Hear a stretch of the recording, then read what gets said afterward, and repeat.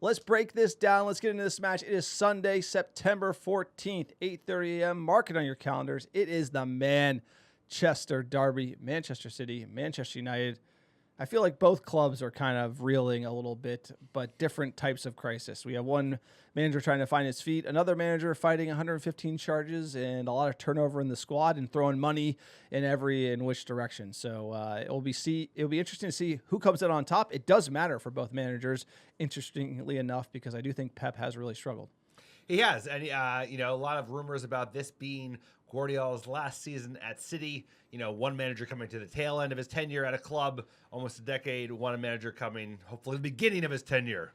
Yeah, I'm not going to go decade, but just stay around for longer than this season would be a great success. And like you said, we have shown an ability to step up against City in the past, even under previous managers. And at the same time, they're not free-flowing like second half of the year City, where they're just scoring goals for fun. They've got a bunch of injuries. Let's get in the game, like you said. It's at the Etihad Stadium. You can watch it on Peacock. And the weather, sir. English weather's coming back. Apparently, they had a very, very hot summer in England. But for the game on the 14th, we're looking at low 60s and a high chance of rain. Like I said, it's at the Etihad Stadium. One of the few games where it will not be empty because they're playing their crosstown rival, sir. Tell us about City. Tell us about, they've been legends since the beginning, or are they just an oil washing operation?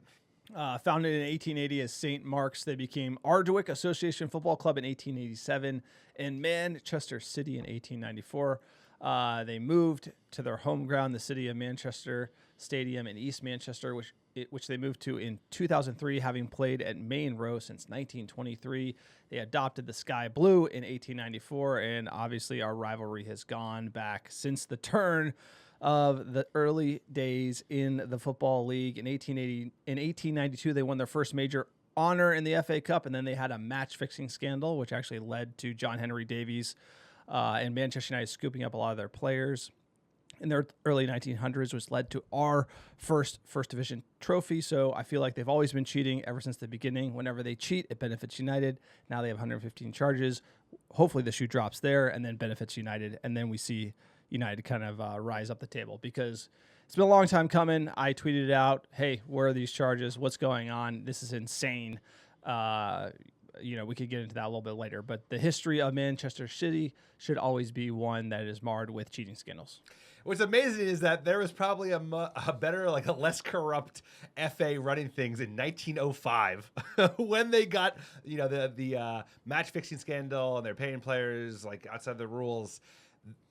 They were more likely to do the right thing back then. Now I have no confidence. We'll get into a second. Like you said, the 115 charges, breaches of financial regulations, including allegations of disguising spending, inflating sponsorship revenues, and failing to cooperate with investigations. Check. Hilarious stuff going on at Manchester City. I mean, the way they even talk about Pep's legacy, and really, you must be said, I watch a lot of Premier League content, I watch a lot of Sky Sports on YouTube. They never talk about it.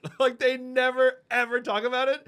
And you know why? Because, look, this is the word from Richard Masters, head of the Premier League. He's like, hey, we got no influence. What do you mean you got no influence? It's the Premier League. And it's because of the arbitration courts.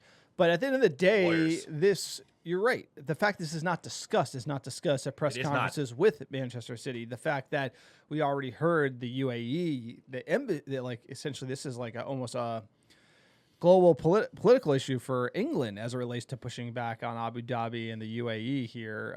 There's been diplomatic channels open between the two countries related to this issue. I really am concerned about the state of the league. If you look at American sports, I think we had the Houston Astros stealing signs blatantly. They won the World Series, and MLB made them apologize and not admit to it. And then they didn't take away the championships or anything. So usually the playbook is sweep it under the rug, ignore it. Even with Michigan, who did the sign stealing thing, they didn't take away their titles. They fined them a lot of money. And you remember, Manchester United finished second behind them with Ole and Jose Mourinho. Twice. And I expect something similar. Big fine, no admission of guilt. A lot of people are very upset about what they've done, but the damage has been done to the league. I really think if you look at Sir Alex Ferguson leaving and the parity and excitement that the Premier League once had to, now the Centurions and the sports washing money taking over, where it's the have and the have-nots even more so. I just feel like the league has got anti-competitive. There's not a lot of title race. Every year there used to be a title race, maybe a 3-way title race. It was so exciting, and then there hasn't been that drama. Teams have been running away with it, and I feel like City was the dawn of that era. Also, it brought Pep's boring version of football to the Premier League. Lots of tactical fouls and diving in the game, which I think ruined the traditional English brand of football. So everything that's wrong with the world is Manchester City, and that's why we need to beat them on Sunday. Yeah, I mean, I guess that's the one bit of poetic justice we can get is by actually beating them at their house, the often empty house, Etihad. Like, who is a fan of City? They have these people online who are like fans. Upstarts. And it's like, a lot of Americans. like they're not real fans. Like, these guys that are like match-going fans, City fans, they're all over socials. Like there was a clip of one like arguing against like Pep's a greater manager than Sir Alex Ferguson. It's like, who are you? He's like, are you paid by Abu Dhabi to like say all these things? Because I just don't believe anyone can really kid themselves about being a City fan and not like understand what that means. Like, there is no fabric, there is no culture of that club. It's just, we all know it's a facade. Well, as an anecdote, I've been traveling around the world for 20 years as a United fan, met football fans all over the world, lots of fans of the EPL, met fans of, Watford and Norwich and fucking Sunderland and anything and everything. I've never met a Man City fan who wasn't American. And that tells you something about the club. But, sir, let them have their titles. Well, it's because it's gonna be one of those got big here when they were good. Yeah, of course. Fair. Because a lot of fair weather fans, I get it. United were good when we became fans. A lot of history behind that as well. But the thing that's most important is, like, they're not going to punish them. They're not going to acknowledge it. The way they already treat it, like, it's not something that's even happened. It's like, well, it's like they talk about like Lance Armstrong. It's like unfair to talk about. It's almost like it's unfair to discuss the 115 charter. No, they never bring it up. It's actually shocking, and that's how you know they're not going to do shit about it. Like, nothing's going to come down. There's going to be no hammer that falls. I'm still like, for me, it's 5% they get dropped to the. That'd be a great punt of a bet that City relegated this year. All right, let's get into the Pep Guardiola's tactics, get into the match here. So, getting into Master Pep, everyone thinks he's a big deal. Positional 4-3-3. He likes to operate from a fluid base, inverted fullback, stepping into midfield, where he overloads the central areas and then stretches opponents. Big, relentless possession play. So, obviously, they like to dominate the ball, short passing sequences to move opponents and create high-quality openings, something we saw at Barcelona. And then, obviously, pressing, counter-pressing, out of possession. They hunted packs, instantly collapsing on turnovers. So they like to press high. Very versatile in their attack. They can play through. Haaland, his finishing is obviously top class. And they've been working on some set-piece evolution as well. They have a lot of turnover, though, of course. De Bruyne is out. Rodri's coming back into the squad. He's looking great again, but after missing last season. And some of just the kind of the senior fellows who've been around for a long time. Gundogan left. There's been a lot of turnovers at Manchester City, and I think that's one opportunity for us to, have a go at them. United to step up and get a result. Let's get into the recent results, going all the way back, 1891, Ardwick. It was Newton Heath, but but we won 5-1 the FA Cup first time we ever played them. Games, lifetime 80, drawn 54, lost 62. We still own Manchester City. The city is red, sir. It will always be red. Last 5, 1-2, drawn 1, lost 2. Obviously, one of those being the big FA Cup final. Eric Ten, won that one for us. 2-1 famously with Garnacho, Kobe Mainoo scoring the winning goals. We thought for sure they would be here for the long term. That has changed. We did lose to them in penalties in the Community Shield, which is a riot.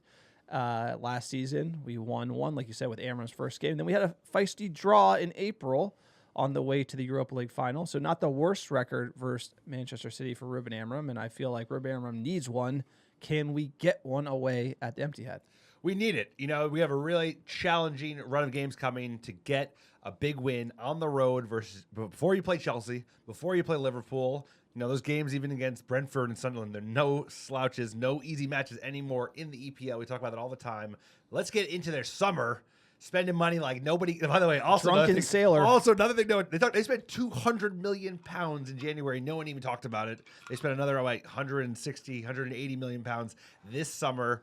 Notable players, of course, Donnarumma, probably best goalkeeper in the world. Ryan Cherki from Lyon, great deal. That would have been smart. He's injured, though. He's injured for 3 months, but I'm just saying that was a great signing, just in terms of 30 million pounds, I think, for him. 21-year-old would have been a much better player than Wirtz. Wirtz was the worst. And they signed 3 goalkeepers, like I mentioned. Grealish went on loan. Altonore, good little solid left back. James Trafford, he had a bit of a mar. in one of his games. I think it was the one against Spurs, and then they brought in Donnarumma, of course. So they made some signings. They got rid of Grealish, which I think is an interesting outgoing. He's actually played very well at Everton. Another player Manchester United did not sign or dodge that bullet. But another great point on Jack Grealish is like they signed Grealish, they didn't get any stick for it. I feel like United gets stick for all this bad side. Like they're like totally. But that's United's a different size of a club if you really think about it. But the Donnarumma, Trafford, you have to say, give them credit for that. They have goalkeeping issues. They signed 3 keepers. Right. United have goalkeeping issues. We don't even want to sign 1. And so this goes to the Liverpool and probably now City model of just like you got a problem, shoot 3 barrels in there, and no matter what the result. Or United are kind of just like bits and bobs. It's not enough. And I feel like we needed 2 keepers. We got 1. And we'll see how that plan goes. But the Donnarumma Trafford is not really the worst balance. He's 26 and 22, but you could roll Donnarumma for 2 years, put Trafford in the cups, and he'd be ready when he's 24, 25. I feel like that's a more stable plan than just take a Lamens and Bayindir and just keep shifting those around. So we're going to see how that plays out for Manchester United. But you have to look at their transfer strategy and be like, hey, they really go and attack the market and spend like drunken sailors, which does work. Player to watch, Donnarumma. He should come in and start right away. He will. I haven't heard anything against this, sir. You rate the Italian keeper? He would have been a great keeper. The big thing was the wages he wanted. He would have been the highest earner at United. Apparently, United did explore the deal. But like you said, I think the more important message is he's going to start. He's a hell of a shot stopper. And he's a big step up for them. He is like I said, he won the Champions League with PSG last year, and more importantly, City rectifying a position that they've suffered with, and they deal with it that summer instead of doing halfway, which you and I advocated against. We said get Emi Martinez and get Sen Lamens. Yes, they went just Lamens, which is also not what the manager wanted. We'll get into the Ineos summer dealings a little later. But they're not messing around. They said we'll get a youngster for the future, and then we'll get someone right now, and then someone's going to rise to the top. Let's look at the City 11. They faced Brighton. They did lose 2-1. It was a difficult game for them. They had Trafford in net, who had a shaky start. Maybe that's why they went in and got Donnarumma. You got John Stones fit. Ait Norre playing very well. Reinders has kind of burst onto the scene. Marmoush did well coming in January. Haaland, 3 games, 3 goals. And Rodri, everybody knows him. He's fit, but is his head really in the game? It's a great team. There's nothing, I guess, at the 4-3-3. You know what you're going to get. I feel like Amorim, we have it all to do with that midfield when you're looking at Silva, Rodri, and Reinders coming at you, especially with Haaland in our back line. It's going to be an interesting matchup. It's going to be high beta. It's either going to be a great result for United or we're going to get curb-stomped. I don't think there's going to be a lot in between. No, it's a huge challenge for United, and we've seen it when the games have been tight, close, big, gritty wins, and then they blow the doors off. All possible, especially like this. We're trying to get a little excited. Oh, hey, look at our XG stats. Oh, they've got injuries. Oh, they're below us in the table. That's like really when they just like slap the taste out of our mouth. But they do have injuries, like we mentioned. So let's talk about them. They got Stones is out. Kovačić is out. Who else? Ryan Cherki's out for 3 months. Rico Lewis. So, but they've got options. Altonore, Foden. Yeah, but they have so many Haaland, players. They have Rodri. They have players coming out of their ears, dude. Don't cry poor for Man City. For Manchester United, here's the starting 11. We had Bayindir in net versus Burnley. Euro, Dalot, Shaw, back 3. We had Diallo on the right wing. Casemiro, Bruno Fernandes, midfield. We had Dalot on the left. And Mbumo, Mount, and Cunha. I'm going to say Mount and Cunha are most likely out for the game. You got to see a Šeško start. Ahmad maybe at 10 is worth a shout, or putting Bruno in there. Casemiro, Ugarte, midfield. Regardless, you look at that City roster, then you look at what we got, and you get a little nervous, sir. This really kind of hits the nail on the head. When you're starting to look at the Scouse Bastards, you start to look at the cities. They might not be playing well, but you look at this team, and you're like, we're playing people out of position. We got a wide hole in that midfield, and we're playing a back 3. And we don't know the injuries coming into, we haven't had the presser yet. The boys are not back at Carrington yet. I think they're coming back at Wednesday. Dalot apparently left training early, or left international break early with Portugal. He was feeling something in his hamstring. So this is going to be a big test, like you said. It's like they're not playing great, but look at the options they have available versus us. I think what you're going to see is Bruno's going to push up offer his pressing, right? I would put Kobe in the 8 next to Casemiro. I think that's a useful midfield that can kind of like at least hang with the City side. I think Shaw, if you watch the tape, man, these first 3 games, he has been culpable time and time again with his defending. I just think you're seeing the lack of sharpness from him missing a season or 2 of football off and on. So I think I would go Heaven. I don't think he will go Heaven. I think he'll stick with Shaw.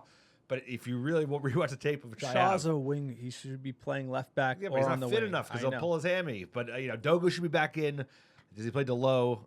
I think that's dependent on availability. You could also, like you said, argue putting Diallo up front. I would like to see Šeško start as well. Get the boy reps. He looked pretty good with Slovenia on international break. Had a cheeky little assist. So you got to play him, man. He needs minutes. It's like you got to play him. I think we're saying must start Šeško. Bruno into the 10 if there's enough injuries. And the one highlight I will say, Mbeumo looked really good against Burnley. Let's just say it's Burnley. But he looked really good when Cunha came off because he was the target man. He was the main man. And we're like, hey, maybe we got too many cooks in the kitchen. But Mbeumo looked really great. And we were switching it out wide on the right wing to him when Cunha came off the field. Not saying I want to see Cunha not participate or be injured, but that could be a benefit if he is down. You got boom, Mbeumo. Looking at the odds, what do we got? City still the heavy favorites getting into this game. Minus 160 for the Blues at home. Plus 320 for the draw. Plus 360, almost 4 times your money for Manchester United to pick up the victory.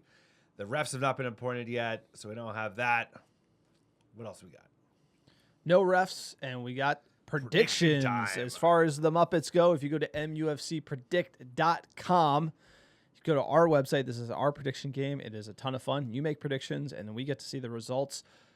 Basically, the fans think we're going to lose. The majority of Manchester United Muppets, and this is a Muppet sample because they predicted a win every single game. That has not happened, but we are at a 45% loss rate, 34% think draw, 21% think win.